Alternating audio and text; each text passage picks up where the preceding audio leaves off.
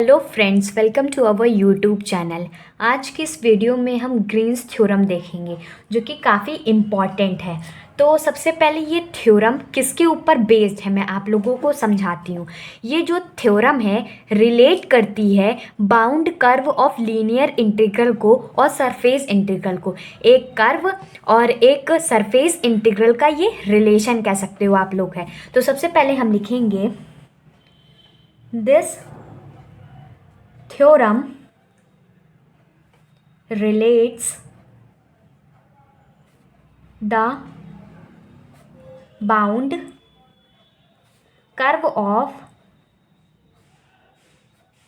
Linear integral, एक line integral या linear integral से टू सरफेस इंटीग्रल में ये थ्योरम रिलेट करती है। फिर इसका स्टेटमेंट देखेंगे, फिर प्रूफ भी देखेंगे। मैं आप लोगों को सब चीज़ कराऊंगी, तो लास्ट तक वीडियो के बने रहिएगा। सरफेस इंटीग्रल, ये एक लाइन इंटीग्रल और एक सरफेस इंटीग्रल के थ्योरम जो है ये रिलेट करती है, उन दोनों के बीच में रिलेशन देती है। ठीक, फिर इसके बाद इसका स्टेटमेंट देख लेते हैं। इसका स्टेटमेंट क्या होना चाहिए।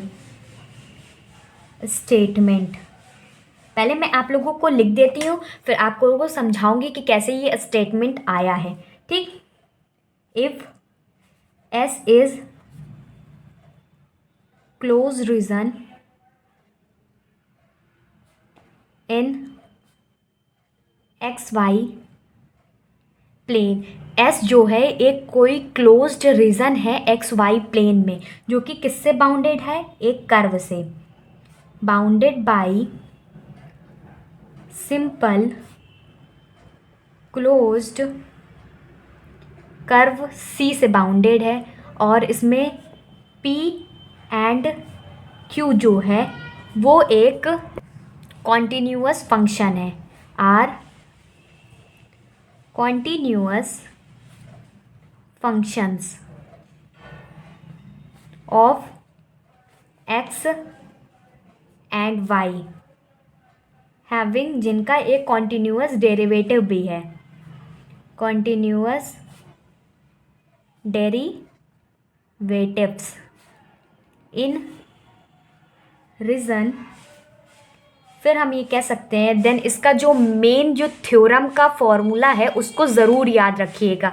वो है क्लोज इंटरवल कर्व से close curve P T X plus Q D Y is equal to surface integral del Q upon del X minus del P upon del of Y D X D Y. ये main formula है, इसको आप ज़रूर याद रखिएगा क्योंकि यही सबसे ज़्यादा यूज़ होता है। ठीक, अब मैं आप लोगों को इसका प्रूफ कराऊंगी। तो प्रूफ देखते हैं, लिखेंगे प्रूफ। इसको कैसे हम लोग प्रूफ करेंगे। सबसे पहले मैं आप लोगों को स्टोक्स थ्योरम याद दिला देती हूँ। पिछले की वीडियो में मैं आप लोगों को Stokes theorem, Gauss divergence theorem करा चुकी हूँ। तो स्टोक्स थ्योरम क्या था, close curve C F dot D R is equal to surface integral cross F D S. ये था हमारा स्टोक्स थ्योरम, ये स्टोक्स थ्योरम था। तो सबसे पहले हम लेफ्ट हैंड साइड निकाल लेते हैं, फिर राइट हैंड साइड निकाल लेंगे। तो उससे हम देखेंगे कि ये वाली वैल्यू और ये वाली वैल्यू आ रही है कि नहीं आ रही है। ठीक, सबसे पहले हम लिखेंगे left hand side. Left hand side में हम एक फंक्शन ले लेते हैं जो कि है F X I cap plus F of Y J cap plus F of Z K cap. हमने फंक्शन ले लिया, हमें डी आर की भी ज़रूरत है।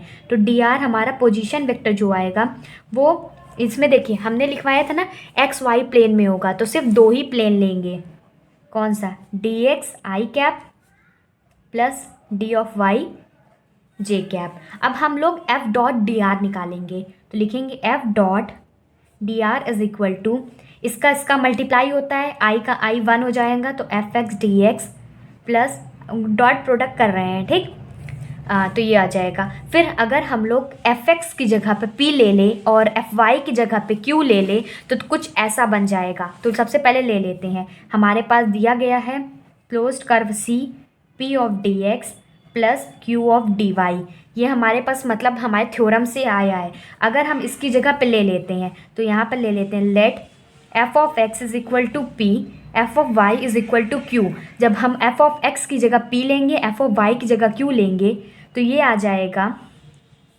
जाएगा क्लोज्ड कर्व सी, इसकी जगह पे पी रख दो, P of D X plus P of Q of D of Y. ये इक्वल आ गया ना लेफ्ट हैंड साइड के, तो ये हमारा इसकी वैल्यू है। इसकी जगह और भी एक चीज़ लिख सकते हैं, F of X D X plus F of Y D Y लिख सकते हैं, क्योंकि इसी की जगह पे तो ये आया है ना।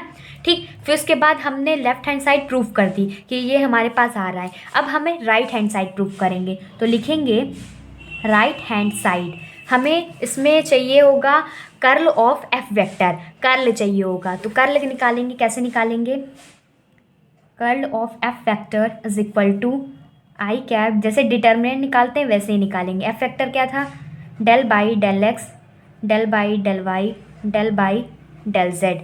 और एफ वेक्टर क्या था, F X, F of Y, F of Z.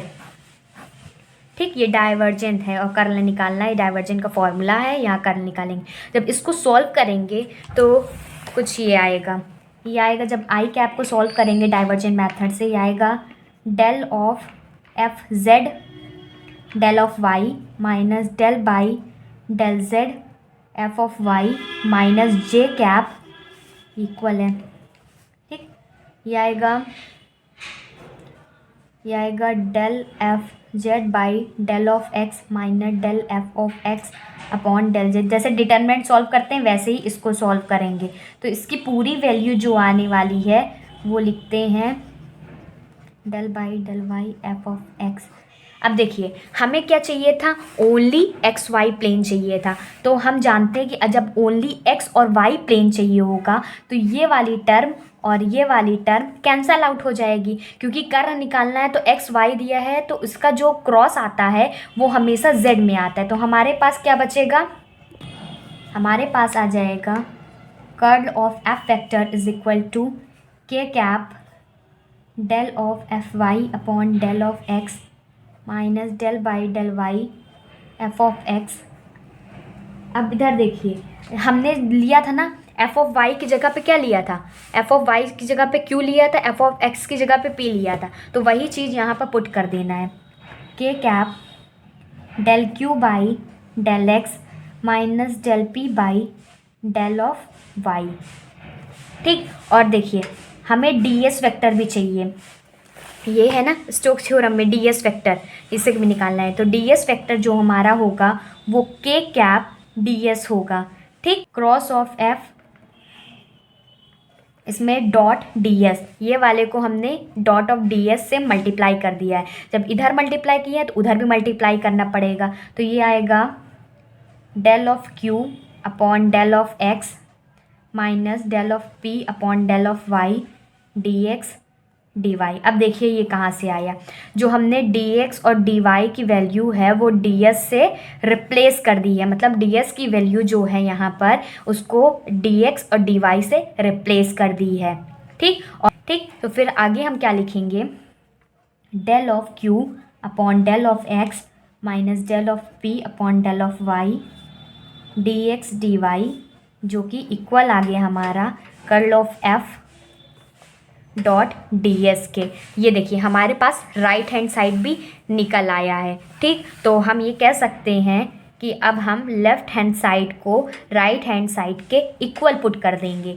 तो लेफ़्ट हैंड साइड हमारे पास क्या आया था, close interval curve P of D X plus Q of D of Y is equal to surface integral del Q by del of x minus del of P upon del of Y D X D Y. तो ये रहा हमारा Green's theorem. मैं आप लोगों को बहुत ही easy method से प्रूफ करा दी हूँ। नए हैं तो चैनल को ज़रूर सब्सक्राइब कर लीजिएगा। ऐसे ही मैं आप लोगों को हर तरह के क्वेश्चंस कराती रहूँगी जो आप लोगों के एग्ज़ाम में आने की पॉसिबिलिटी है।